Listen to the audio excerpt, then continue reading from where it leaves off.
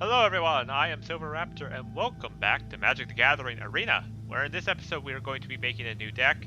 But I am inexperienced at this game because I haven't played in a while, and I think my deck building skills would leave a lot of you rolling your eyes at the screen, so I've enlisted some help. Say hello to my friend Thrantar. Hello folks, I'm Thrantar. Yes, and he is going to help me build a deck, and this is going to be split into two episodes. This is going to be the deck building episode, and then the next one we're going to be actually playing. And the reason why I thought of splitting it apart is because, correct me if I'm wrong, Thrantar, building the deck takes a lot of time and thought process. Is that right? It certainly can. There are a number of different decisions you need to make over the course of building a deck, in terms of your plan for winning and how you're going to implement that. And then, even once you've finished building the deck, you'll want to go back, fine-tune the sideboard. I'm not sure if we have sideboards in Arena yet. We do, but I don't think we use them currently. Okay. But you'll want to tune the sideboards, and also decks require ongoing tuning as you play matches and understand what other people are playing. Right. Alright, then let's get to the deck building process. I'll do the new deck. Okay, so one thing I was thinking about, because I got two of them, is building a deck focused around the Locust God. What do you think? That sounds good. It's a independently strong card, and it's an excellent build around. So if you want to build a deck around something, it gives you a good payoff for it. Yeah, correct me if I'm wrong, but arena decks are the standard 60 card Magic decks? Yeah, 60 cards. Okay. Okay, so whenever we draw a card, we create a 1/1 blue and red insect creature token with flying and haste. And then it also allows us to draw a card and discard a card. So this deck really benefits off of making a draw deck, where you redraw a bunch of cards. Right, so there are a couple of things we're going to keep in mind. In the first place, Locust God costs 6 mana. Yeah, so he's not going to be a turn 1 unit. Right. It's not going to come out on turn 1. Luckily, he does reward drawing, and we want to play a bunch of draw anyways. We only have 2 copies, so one of the things we're going to need to do is actually find him. It's kind of useless to have a deck around playing the Locust God and using the Locust God to win the game if the Locust God just is kind of hanging out somewhere in our deck and we never draw them. Maybe we should also have a backup win condition in case we don't get the Locust God. So there are ultimately 2 approaches you can go with. You can either just play a bunch of individually... The question is essentially, how heavily do you want to invest in having a Locust God deck as opposed to a deck that contains the Locust God? Right. Huh. I think we could get most of the way with drawing. I want to be able to just use the Locust God, but I also want to have just a couple things so I'm not completely dependent on it. So I'm thinking we are blue, so we will be able to have a lot of counter and draw capabilities already, but only having spells in the deck with my using one of the pre-made decks doesn't quite work, if that makes sense. Right. We're certainly going to want to have some creatures also to establish some early board presence. Some degree of board presence is always important. So why don't we go ahead? I see that there's a search bar. Why don't you try typing in draw and see what shows up? Quite a bit. Alright, let's see. Curious Obsession, charge creature gets +1/+1, and whenever it does combat damage to a player, you may draw a card. And we have to attack each turn with whatever creature we put this on. Opt is to good. maintain the Curious Obsession. What? The creature doesn't die, just the obsession dies if it wasn't satisfied. Yeah. We've got Opt, which is just a quick draw. Check the top of your deck to make sure it's what you want to draw. And then when this enters the battlefield, creature gets +1/+1 flying and draw a card. So there's quite a bit of draw cards. Chart of Course I think would be good. We attack with a low-level creature, and then we won't have to discard any cards. This guy allows us to draw and discard. So there's a lot of discard, and I'm thinking because we have a lot of if we would get a lot of discard, we'd get a lot of spells and sorceries in our graveyard. Maybe the where is it? I thought there was the the blue-red dragon that benefits from. Oh, because of draw. Okay, I understand Right. now. You have the filter on, Yeah. so only things that directly say draw on them will show up. Trying to get there. It is Enigma Drake. What do you think? I've got 2 of these guys. If we are discarding a lot of spells and such. So yeah, that could definitely be part of sort of a tempo-y thing, where we almost sort of a Xerox plan, where you just go through your deck very fast and hope that going through your deck has residual value for you. Yeah. So I guess we could play sort of this tempo flyers. The Bloodwater entity is also potentially part of that plan. But doesn't that go against it, where basically we would be putting cards back at the top of our deck, and we want to get through it? So if, for instance, you put, say, Opt on top of your deck, which says, look at the top card of your library, you may put it on the bottom, and then draw a card. You'll still get a card deeper. You'll have the more card selection, right? Because you'll draw the Opt, and then the Opt can clear out another card before drawing a card. Oh, I see. Not a You're great thinking interaction, Opt. but it's potentially part of the same plan. Okay. Because again, it's a reasonably aggressive flyer with the prowess. Right. Okay. Let me just put them in the deck. We can always remove them later. We've got a haste guy here. But I don't know if that would be tie in with our deck too much. This might. Where if we attacked with a creature this turn, we can draw a card. That can definitely be solid. It'll need to be in conjunction with creatures. Like, we need to have creatures, otherwise it's not going to do anything. Because ideally, the first time we play it, we want to have attacked with a creature on turn 4, so that the raid will trigger immediately. Right. Okay. I'm just gonna put it in. We can always remove it later, just so that we can easily access it. I'm not sold on the Stormfleet Sprinter. Okay, I was just checking. Not. Let's just go back to the beginning. So let's start with blue. You said we want to keep looking for draw? Yeah, let's start by looking at draw. Like, let's see what our options are for draw. Now, I do have a bunch of common and uncommon conversions, even a few rares, that we can use. For example, I can add another Opt by converting one of these cards to an Opt because it's a common card. Interesting. We definitely want the 2 Opts. We can get 4 Opt if you want, if you think. I mean, I personally would, but it's your collection, so... I'll get it. I mean, common... I mean, I've got 16 of these things, 15 of them. Obviously, they're fairly common from getting from packs, so I'll just get the 4. Okay. Besides, Opt is what we need. Right. Opt is just a strong card. It's playable in all sorts of different things, because essentially, and there are tempo costs, but essentially Opt lets you run a 56 card deck, or even slightly smaller, because you just get through your deck faster and get to your good cards. Right. Okay. So I was actually looking at the Silverraptor Adept. What other merfolk do we have? Because I have an idea. Just filter for merfolk, yeah. Okay. So we've got a really cheap one that can't be blocked. Another one. A lot of merfolk can't be blocked. It was kind of a theme.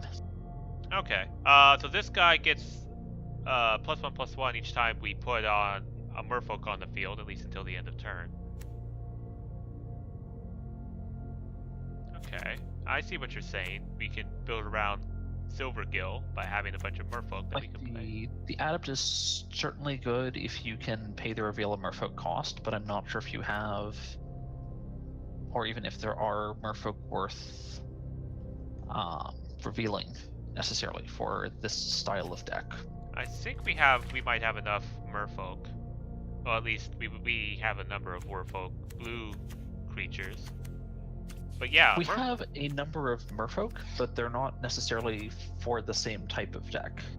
Alright. Even though they're all blue, the decks sort of want different things. Right. This would be a good sorcery, though. Draw a card. Return target creature. Down something and draw a card. Yeah. And we can use it as an instant, basically, if we have a merfolk. True. But that's not an amazing rate. Like, Repulse is not an amazing rate for things. Okay. Well, let's just look at what other merfolk we have, make sure, before we decide on anything. Do you have a way to add not green to the filter? I'm not sure. Let's see.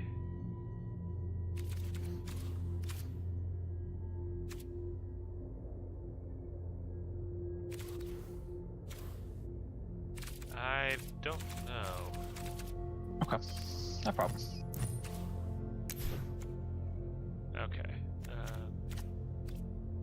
So I'm not really seeing enough merfolk to really make a merfolk sub-theme work. Well, I can show all the cards that we don't have.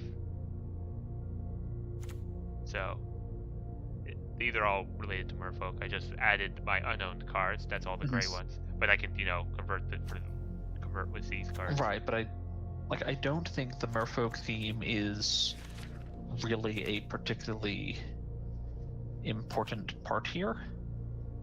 Alright. Because really all we want out of this is the Silverraptor Adept, and there aren't enough decent things. Like, there are lots of fine merfolk if you want to have a merfolk deck.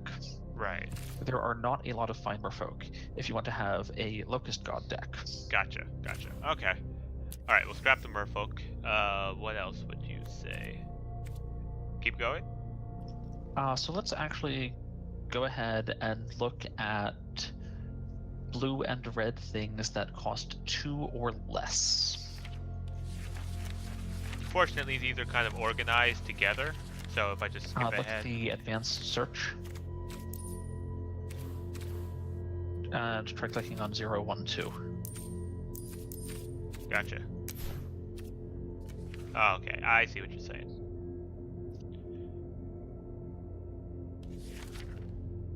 So, We'll definitely take the sensor that we saw there. yeah, I think I could convert for more if we want more sensors. I'm not in any particular hurry to Gotcha. Okay. convert things yet. Like, if we had a full list and knew that we were building something in particular, then yes, maybe. But Gotcha. I'm sort of going through the building process with you here. Yeah. And don't necessarily know what they have and what they don't. Yeah, exactly. Alright. So why don't you move over to the next page? Alright. Do we want Essence Scatter, do you think?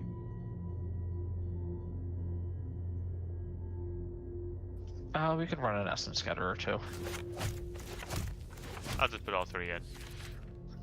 Okay. Okay. Anything here that you think? The Spellweave for Eternals.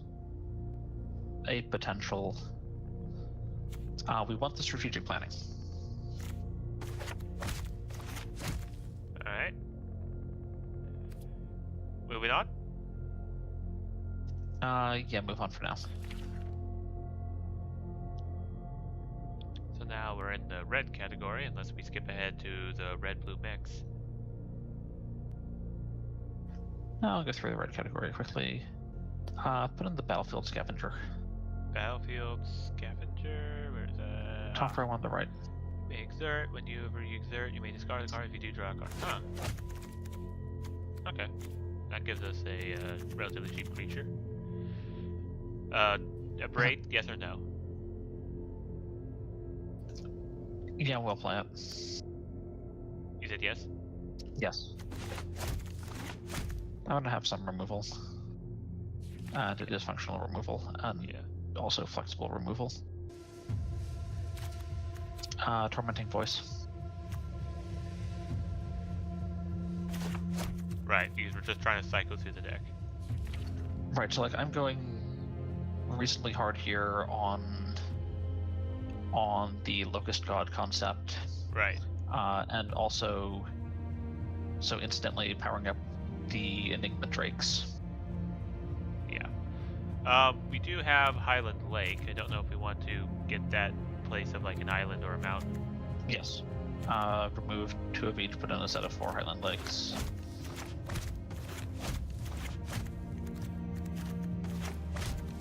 Okay, I think it did that already. I think we started with 14 and 10. Alright, that's dynamically interesting. Cool. You actually started with 12 and 12 when you just had the lands and the Locust Gods in the deck. But right, it's shifted based upon how much mana we've had, or how much mana cost in our deck we've had. Interesting and cool. It's making some cool assumptions. Yeah. We'll take the Desert of the Mindful also. Desert of the Mindful. Okay, because we could cycle it if we have enough land. Right, we can cycle it once we have enough land. Do you think 2 or just 1? 2. Okay. And let me think. We'll take the Desert of the Fervent also. I'll just put 2 in. Okay. 1 second, I need to count lands. That's giving us. That does give us 16 untapped. That does make okay, it. That'll be fine. Yeah, it does make 8 land that we have that comes into play tapped. Right, but we still are going to have 16-ish that'll come into play untapped. Alright. So I suspect it'll work out. Okay. And again, if it's not working out, we can come back, we can change it later. Right. That's the big thing, is that sometimes you just have to go out and play the deck to know where your weaknesses are.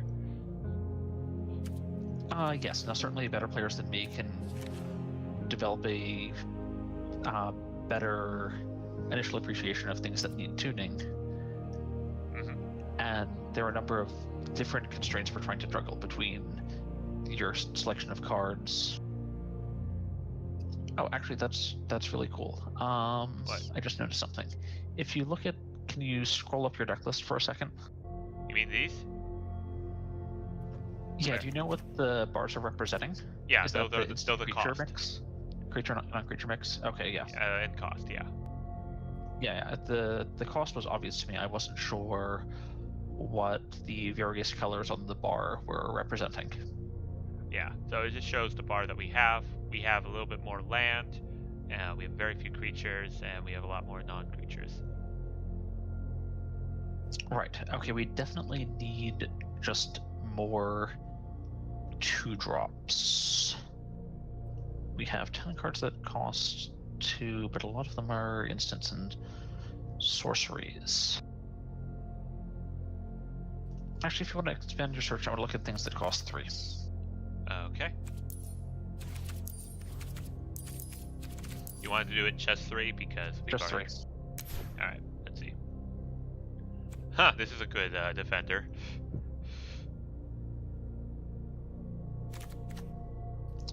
We will play that Champion of Wits. 1 for now. How do you feel about the countervailing winds? That could work, but for the same price, you might as well just get cancel. Cancel's not the same price though. So there are 2 important differences. In the first place, cancel requires double blue. Right. And in the second place, if we have a Locust God, countervailing winds gives us the option to cycle it. Oh, okay. Yeah. So, how many countervailing winds do you think we want? Let's try 2. Alright, We're not building a counterspell deck. It's just occasionally handy to have a counterspell, especially if we can hold it late, or if we can catch something on curve. Right, okay. If you want to go ahead to the next page. Huh, this is a bug. 2 Sailor of Means here. I mean, do you have like any sort of foil, etc. system? I don't think so. Don't forget, this is closed beta. I have encountered True.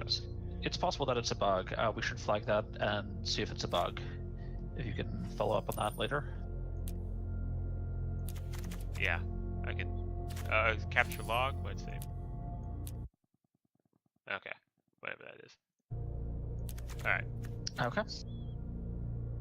That said, Sailor of Means is actually potentially a good card for us. In the first, but that depends sort of on which direction Oh we're wait, going. If we're, look at the bottom corner. There are different symbols.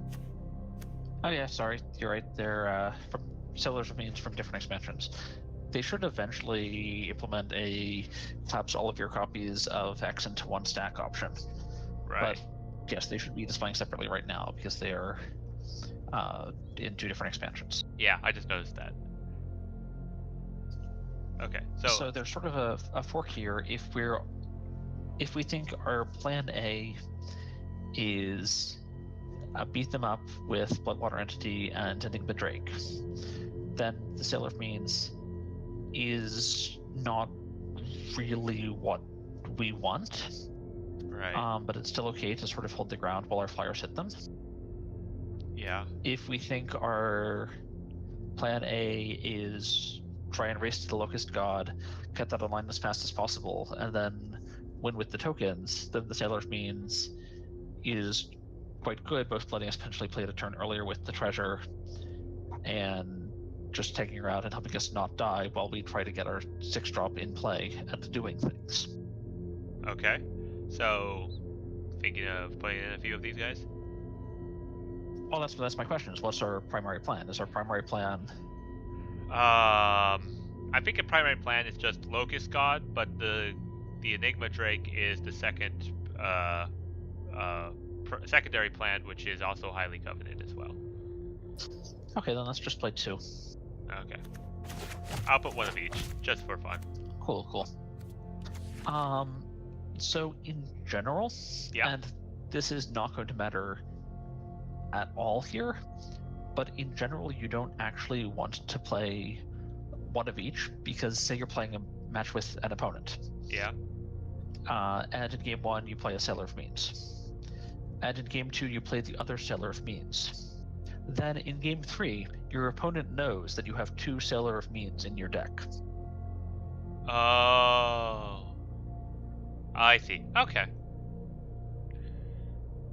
This is why if you pay attention to edges, you'll see a lot of professional players or anyone that's trying to pretend to be professional make sure all of their basic lands have the same art. Ah, okay. So the because opponent... again, it's Yeah. just a little small edge, but they all add up. Tragic Lesson. This could be an annoying card. We draw 2 cards and then we bounce. We want the Tragic Lesson. Return to a land you control. Okay. Mm-hmm. So the thing is, right? Yeah. If we want to play it early, we can just run it out on turn 3. We can draw 2 cards. We can discard something useless. But if it's later in the game and we have lands, then we can draw 2 cards and then return one of the deserts to our hand, so we can cycle it and essentially draw a 3rd card. So one of those. And we'll also take the Supreme Will. Yeah, this thing seems to be pretty good. Counter a lot of spells or cycle through. It's not tremendously mana efficient. Like 3 mana is not a good rate for either of those effects. But it's dual effect of either of those effects. Yeah. It's substantially more appealing. Okay. So keep cycling through. We'll actually take the 2 on Crop Crashers also. Really? This is part of the tempo and beatdown plan with the Enigma Drakes.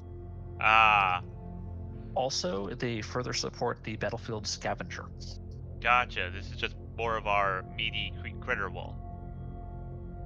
Well, no, they're not really so much of a wall. I mean, they can be a wall in that they're 3/2s and can trade off with stuff if you block. But they're also 3/2 hastes that can prevent something from blocking. So they can also just go to the face. Right. I see. They're just basically focus on this while we really enact our real plan in the background. Not really. These are just more support for our plan B. Okay. Like, if we've got 3/4 flyers in the air and tasty 3/2s that prevent things from blocking, etc., then Okay. we have a reasonable chance of just killing them. Oh, I love killing. Okay. Continue on. Yeah. I mean, open fires, bad rate, but Well, we Burn's have okay. lightning strike. I know we have lightning strike. okay, then yeah, open fire's definitely not where we're. Right. Let me know if you want me to add lightning strike later. Just go ahead and go to the next page. For now. Okay, so We'll try playing the Thorn Moloch. I suspect it'll underperform and we'll be disappointed with it and then remove it later. But we'll try playing it for now. prowess is that whenever we cast a spell, it gets a +1/+1. Yes, +1/+1 until end of turn. Right. Okay, that's the end of Yep. our list. Let's go back. Did we ever add the Charter Course? Which one? Charter Course, 1 and a blue. If you can scroll up on the right. On the deck list. Yeah, we're gonna go back. We're gonna add the Charter Course. How much mana cost does it have? It was 2. Okay, let's see. Oh, chart of course. Yeah, that would actually work, especially with our fast haste attacking creature and with Locust God. Okay. Let's actually play the 2 Cartouche of Knowledge and the 2 Kitesail Corsair.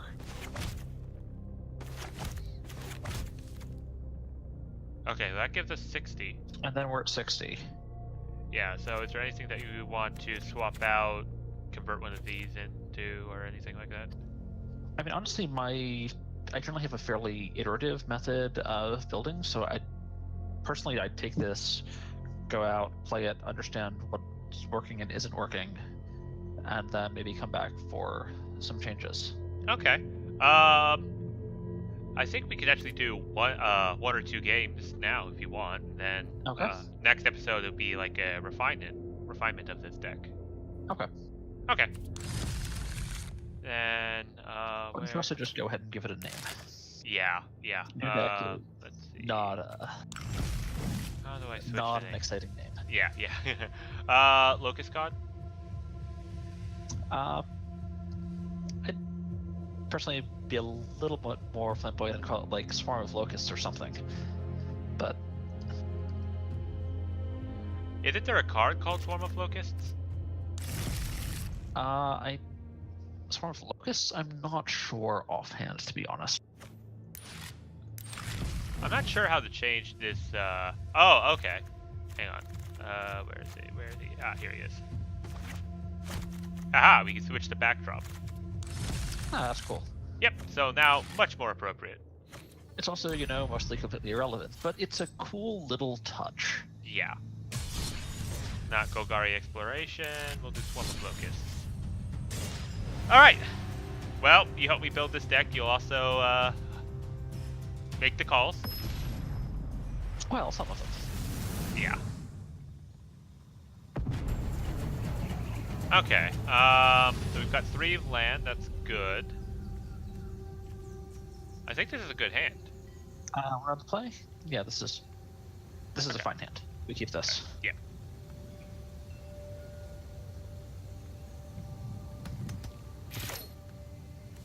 Put down the taps, of course. Yep. So you've got a choice coming up, which is, are you going to represent the Censor this turn? In which case you play the untapped land now, or you can play the tapped land now and have 3 mana up to play a 3-drop next turn. Right. That is interesting. He is blue and black. I'm not sure how many cheap stuff he has. I think I'll just do the Desert. Okay. We could cycle the Censor, but I think we want to keep it, right? We want to keep it for now. Alright.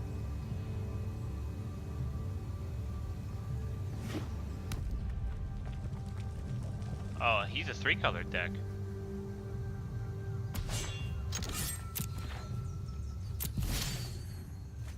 Alright, so now we've got a few options. We could do strategic planning, or we could put one of our critters. He doesn't have anything to block this Ant Crop Crasher if we want to throw him on the field, unless he has like a sensor or something. What do you think? We could go for the Crasher. If we want to just try and get out, get some damage down. I think he's going to counter. It's possible. I think in general you're a little bit too worried about counters. They do exist, people do play them, but Like that. it's not something to live in fear of. Okay. Yeah, just run the land out. And I'd go ahead and pass the turn here. just pass? Okay. I can put the stops so that in case we want to play something. I guess we don't really have anything that would require us to stop. We have counters and it will give us a chance to. Do you want to counter this kind of thing?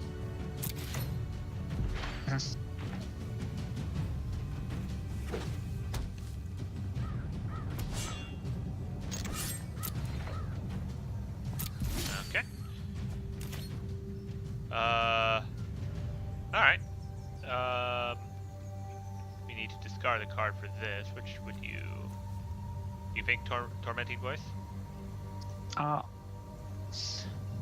we can play the Tormenting Voice. Question is what we discard.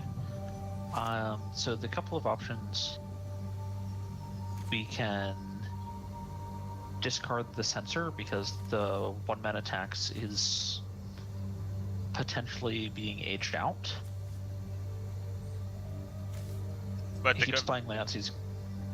But Covalent Winds have the same thing.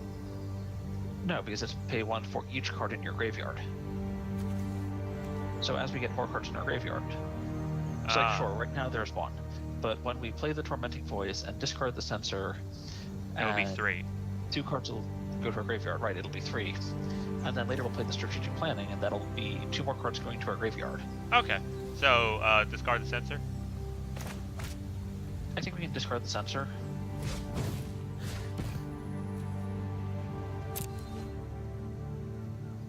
And let's see what we draw. Thing is, we don't have the mana. Oh, now we do. I said we wouldn't have the mana to use Conveying Winds, but we do. Should I put down my Bloodwater Entity or save Countervailing Winds in case he uses something? So, like, the thing is, I don't have a good sense of what he's playing, which means I don't know where on his curve he's trying to play. Okay. So... I think I just run out the Bloodwater.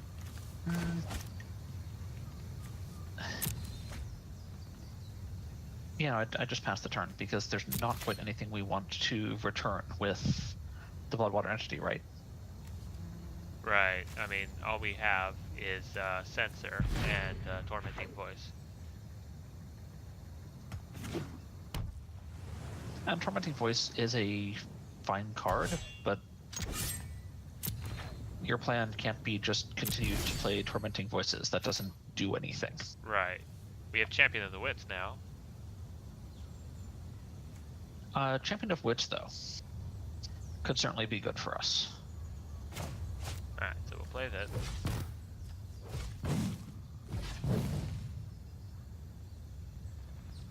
And he's probably going to counter. Because he hasn't really played anything. Well, countering Champion of Wits is temporary solution. Oh, I could have probably countered the Censor. No, you only had 2 mana. Oh, true. Oh, I see. That's for the cycling cost. Yeah. Okay. Right.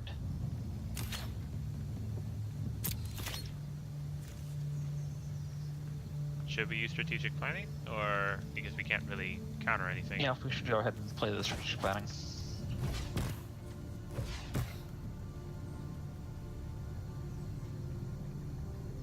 If anything, it will force him to use another counter. Alright, now we could go for the... Okay, interesting. He's playing a lot of counter magic. Yeah.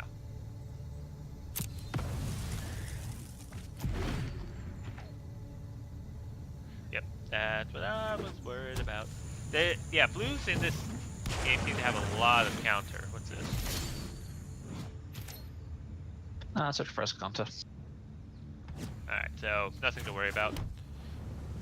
I mean, it is something to worry about, but it's still a ways off. I think we just run out the Sailor of Means.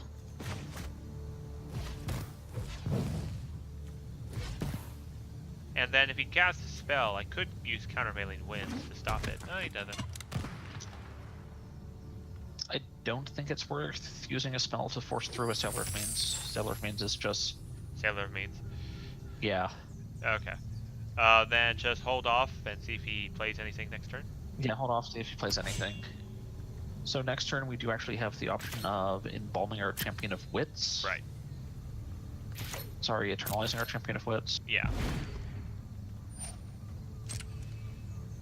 Yeah, I don't normally play blue, so I'm just doing what I feel is right. So that's where your expertise is going to come in. I feel you have a little more experience playing blue than I do.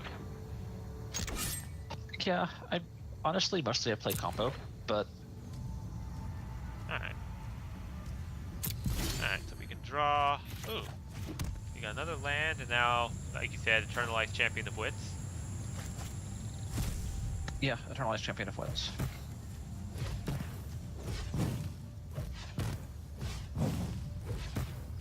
And the treasure.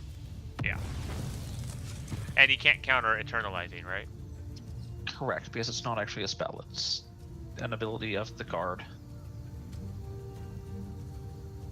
Alright, and this will allow us to actually get 4 cards, though we would have to Right, we'll discard. draw 4 and discard 2. I wonder what he's paying. Something. Yep, 2 islands, 1. Oh, he's just gonna look at the top Look 4 at the cards. top 4 cards of his library. Okay. I guess he might have cast that trying to counter it, but then Realized he could. realized that there was nothing to counter there. Yes, you wish to draw cards equal to its power, and then we will discard 2 cards. We don't need that mountain, and we don't need that island. I think those lands can just go away. And Okay. then don't forget to attack for 1. Yeah. No, it's still his turn. Okay. Oh, it is my turn. Okay. It is your turn. Like, you were the one that Yeah. penalized the Champion of Wits. Yeah, that's right. It took a while. I forgot whose turn it was because I saw the bar on him and I was just like, oh, it's his turn. Alright, so I'm curious, what was that timeout used thing? Oh, as you play, every time you take a turn, you get 3 counters, and then that adds a timeout, so that when the bar runs out, it will then use up a timeout and add more time to your decision making. Basically, it allows the game to know if you're still there playing or not. Okay, so he appears to actually be on mostly the same plan as you, having played this Straight Enigma Drake. Right. Which means that what you're after right now is probably an answer. I'm Braid thinking. does 3 damage, which isn't quite enough. So, I'm thinking put down the island, and then we can use Bloodwater Entity, and then if he attacks, we can block with Bloodwater Entity, and then use a Braid to kill the Enigma Drake. yeah, put down the island. Let's use the Bloodwater Entity.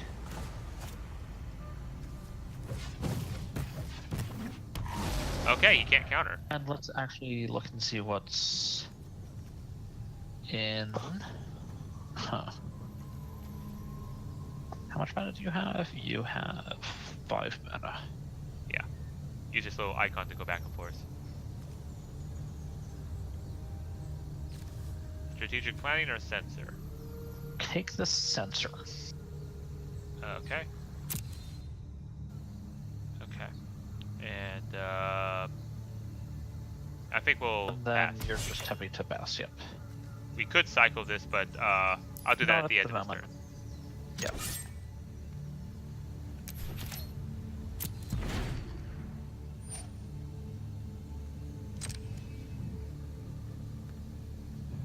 Search for Ascanta. Do you think that would work for our deck?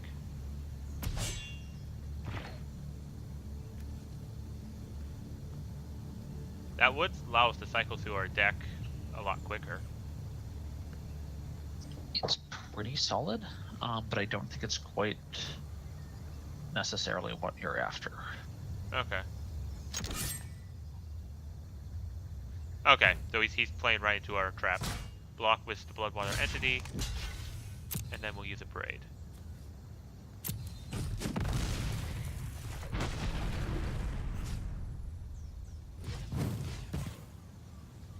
Right, and we have the countervailing winds to protect.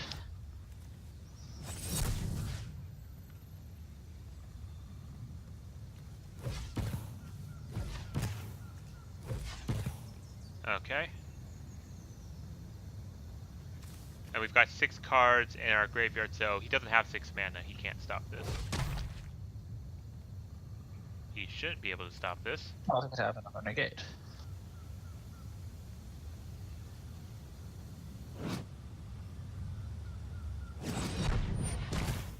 Oh, he's going to cancel the countervailing winds. You can also just cancel the Abrade directly, and then the cancel would kind of How do I cancel the Abrade? What? No, I was saying when he cast the cancel, he could have targeted either the countervailing winds or the Abrade. Either would have worked fine. Alright, so the counters go through. Yep. Alright, so we have a little... We're gonna cycle. You cycle Desert of Mindful? Cycle Desert of Mindful.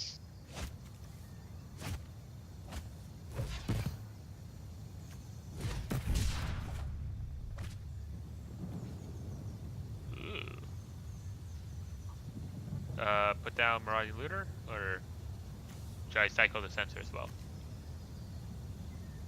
Or do both? Put down attack, and then put down the Marauding Looter after combat. Alright, attack now, you said? Yeah, I mean, you're set up to take your second main phase, correct? Yeah. Okay. And then play the Marauding Looter.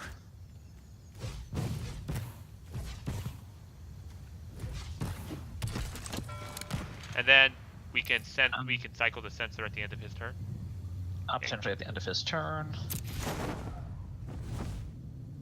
Yes. Oh yeah, and then we can discard. We can discard the Highland Lake, right? Discard the Highland Lake. Right. If he plays a creature that we need to counter, we have the Essence Scatter. Or the Censor. Cycle the Censor at the. Well, if he doesn't have any mana to pay for the Censor. That's right. Censor has outlived its usefulness of countering.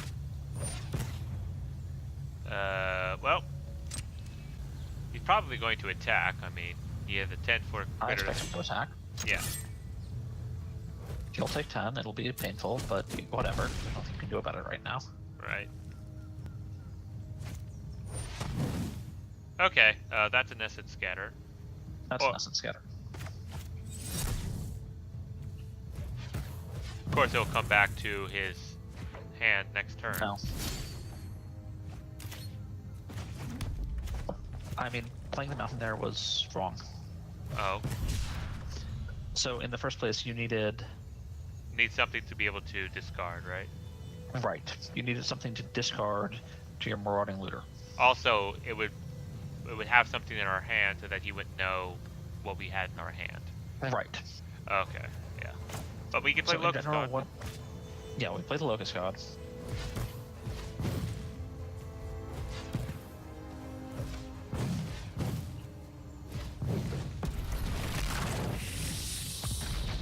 Yeah, so these Mystic Rares have animations on them. It's pretty cool. Cool. Oh, we can block with our Locust God. Perfect. Right, so like if we'd held on to the mountain, we could have discarded the mountain and kept the cartouche. Ah, okay. But why did we discard that?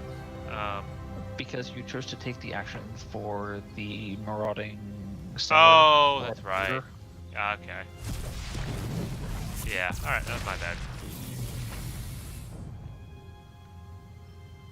In general, like we have 9 mana.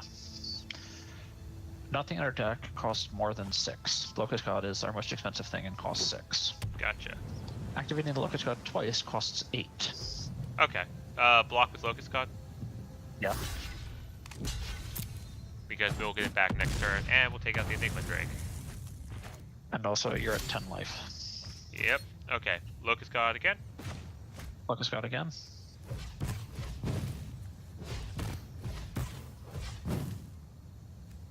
There's a decent chance he's got a counterspell, though. It would be awkward, but I think we had to go for it. Put down Kite Sail or keep him? No, I think we just keep him. Okay, we can always summon him after we do our attack. Right. Attack with everything? I just attack with the yes, just him. I see. Okay, and then this will activate. Oh, Right, yeah. because our goal is to get the Marauding Looter trigger to get us another insect from our Locust God. Okay, then end turn so that we can decide if we can discard him. Then we end turn and decide if this new card is. We have how many? We have 3 open mana. Yeah, pitch the Corsair. Okay, and end turn.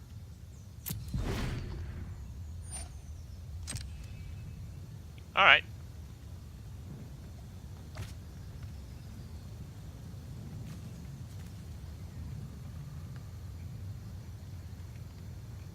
Oh, Scarab God is still in this graveyard. Right. When he dies, he returns to your hand, but you can only die from the battlefield. Oh, because we countered him, didn't we? We countered him. He never got to the battlefield. Ah. I never knew that. I thought it was just, oh, if it's in your graveyard, it comes back to your hand. No. Alright. So there are a couple of methods of beating it. In the first place, for instance, if you kill it and then remove their graveyard from the game. Oh, I should have countered. No, he had enough to stop it with Supreme. He had enough mana left over. Okay, so it did alright. And we can still stop it.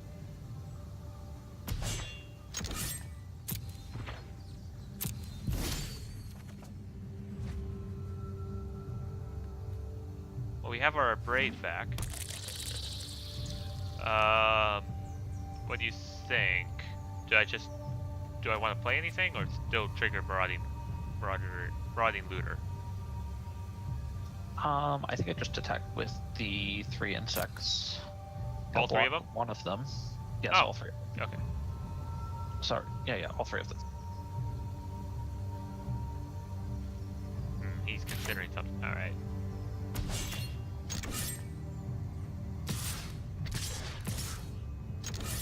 To block one of them, but 2 will get through.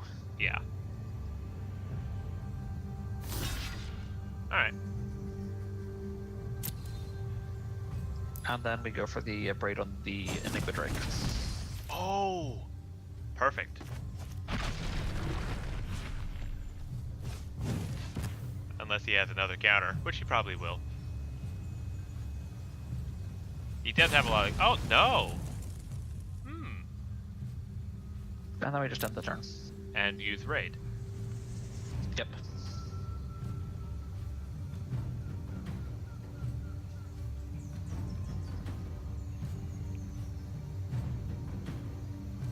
Like right now, we've got this good value engine going. Supreme Well, because he has nothing. Supreme Well.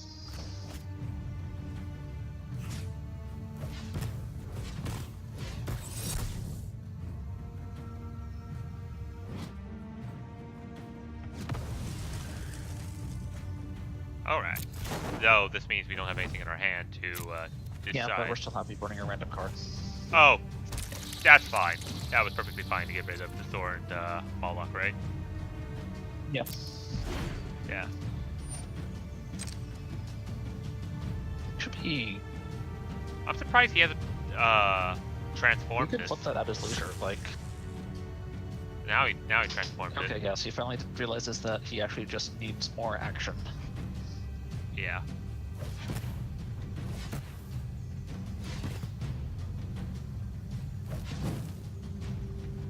He's summoning something big.